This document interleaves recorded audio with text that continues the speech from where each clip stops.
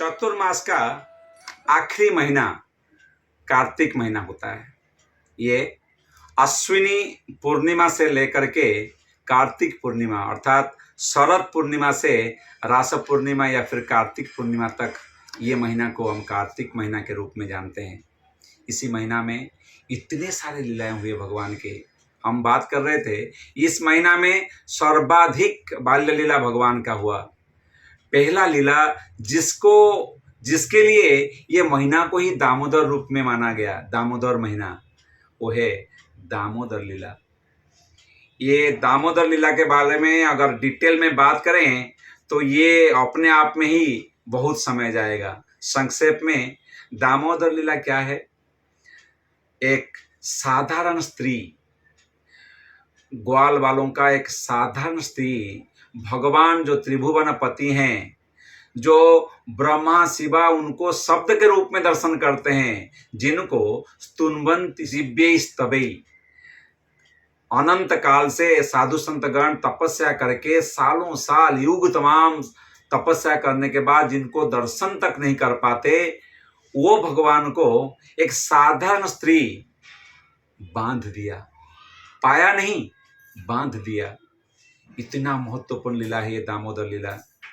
कहानी के रूप में अगर संक्षेप में वर्णना करें, भगवान के मैया जसोदा मैया एक बार सबसे अच्छे गाय पद्मगंधा गायों से दूध ला करके उबालने रखी और भगवान ने वहाँ से उठे और आवाज़ किया, लेकिन क्योंकि दूध उगल रहा था तो मैया ने वहाँ उनको अटेंड किया दूध को। तो भगवान को आया गुस्सा और उन्होंने अपना टैंट्रम दिखाया। जा करके जहाँ रखा हुआ था मक्खन उसको फोड़ा, बंदरों को दिया और मैया जसोदा एक छड़ी लेकर के भगवान के पीछे भागे। वो भगवान जिसको मन के गति पर भी अगर भगाया जाए, अगर उनके पीछे भागा जाए तभी भी कोई पकड़ नहीं सकता, वो भगवान को एक साधारण स्त्री, अनपढ़ देखा जाए तो, एक तरह से देखा जाए तो गोपी, साधारण स्त्री, वो जा करके भगवान को ना केवल पकड़ा, उनको बांधा, भगवान को बांधा। जिनके अधीन में सारा संसार है, जन्म मृत्यु जरा व्याधि ये चक्र से निकालने वाला, ये बंधन से निकालने वाला भगवान है, बंधन मुक्त करने वाला। उनका लीला को स्मरण करते ही, उनके नाम को, उनको गुणों को स्मरण करते ही जीव बंधन से मुक्त होता है, एक जीव उनको बांध देता है। इसको समझने के लिए प्रेमांजन चुरित भक्ति विलोचनेन, ऐसा दर्शन चाहिए, आंखों में प्रेम होना चाहिए, तब जाकर के लीला को समझा जा सकता है। जिनको योगीगण साधुगण अनंत समय तपस्या करने के बाद भी दर्शन तक नहीं कर पाते, एक साधारण स्त्री उनको बांध लेती है। कितना मधुरतम लीला है ये, कितना मधुरतम लीला। दाम अर्थात रस्सी, रज्जू, और उदर अर्थात पेट में भगवान को बांधा, इसीलिए इस लीला का नाम हुआ दामोदर लीला। महीना में हर दिन भक्तगण ये लीला को स्मरण करते हैं, भगवान को दिया अर्पण करते हैं, और इतना स्वीट लीला, इतना प्राधान्य ये लीला का है कि पूरा महीना भर इसी लीला को लोग स्मरण करते हैं। और इस महीने का नाम हो गया दामोदर महीना, दामोदर माह। इसी महीने में गोवर्धन लीला हुआ। भगवान ने इंद्र का अभिमान, अहंकार को हनन किया। गर्भ गंजन नरहरि गर्भ न सहंती कहरी। जब भगवान के द्वारा दी गई शक्ति के ऊपर हम अपना गर्व अहंकार करते हैं, भगवान उसको चूर कर देते हैं। इंद्र को ऐसा सबक सिखाया था भगवान, और एक लीला के माध्यम से अनेक शिक्षाएं दिया, जिसका नाम हो गया बहुत ही मधुरतम लीला, गोवर्धन लीला। बाएं हाथ का छोटी उंगली से उन्होंने गोवर्धन धारण किया।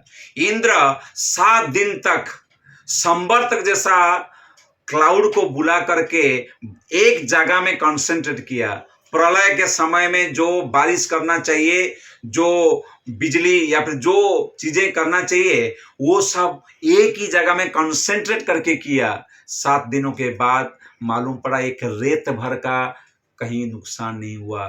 गोवर्धन से एक रेती तक, एक रेत तक आकर के निकला नहीं। बोलते ना बाल बांका नहीं हो गया, उस टाइप का कुछ नहीं हो गया।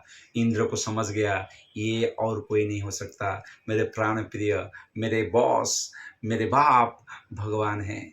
वो आकर के भगवान को शरणापन्न करते हैं और भगवान को वही गोवर्धन धारण लीला के बाद इंद्र देवी देवताओं के साथ में आकर के विभिन्न दुग्ध दधी लेकर के अभिषेक करते हैं और भगवान को गोविंद करके कोरोनेट करते हैं। गोविंद अर्थात गाय, ब्राह्मण और इंद्रियों को आनंद देने वाले भगवान गोविंद।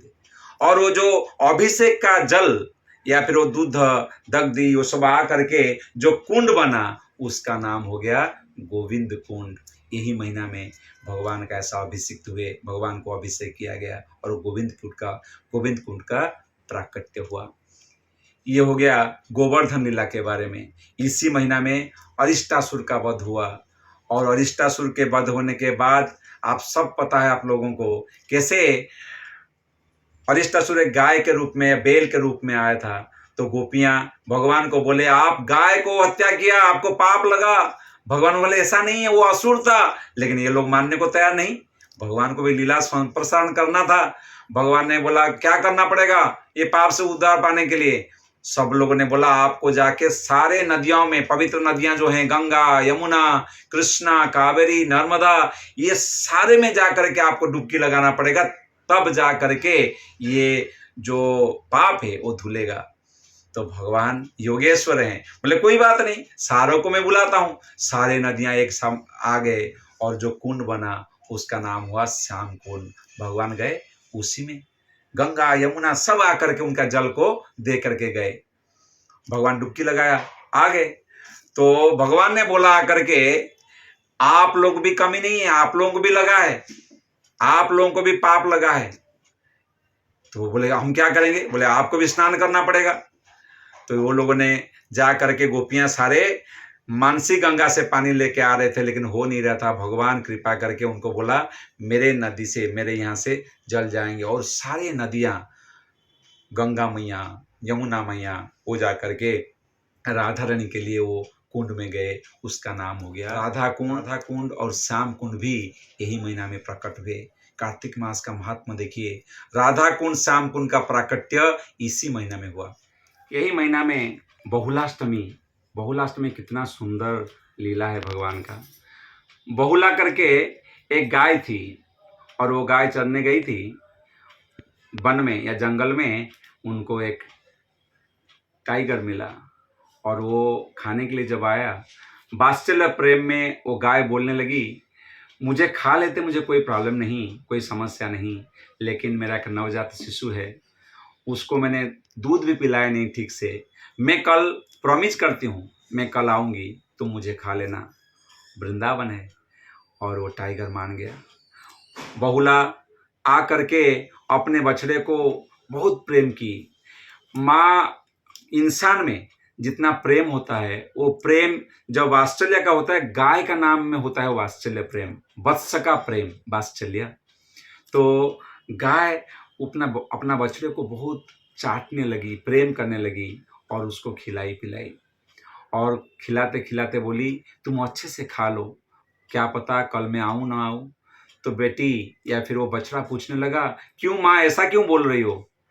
फिर माँ पूरा स्टोरी बोली, बोला तुम्हें कोई मतलब नहीं, तुम खा लो, तुम अच्छे से रहो, जीवन निर्वाह करो। तो लेकिन ये सब सुन लिया वो बछड़ा ने। और कल जब रात कंप्लीट हुआ, कल सुबह पहले वो बछड़ा चला गया जंगल में। बाद में बहुला भी गई और ये जो ग्वाल बाल था ये भी सुन लिया था। ये तीनों जा करके पहुंचे। जब टाइगर आया देखा कि तीनों हैं, उसका तो 56 भोग है, किसको खाऊं? पहले खाने वाला ही था कि भगवान प्रकट हुए और टाइगर का मन उसको पूरा उसको खाने का मत जो चला गया।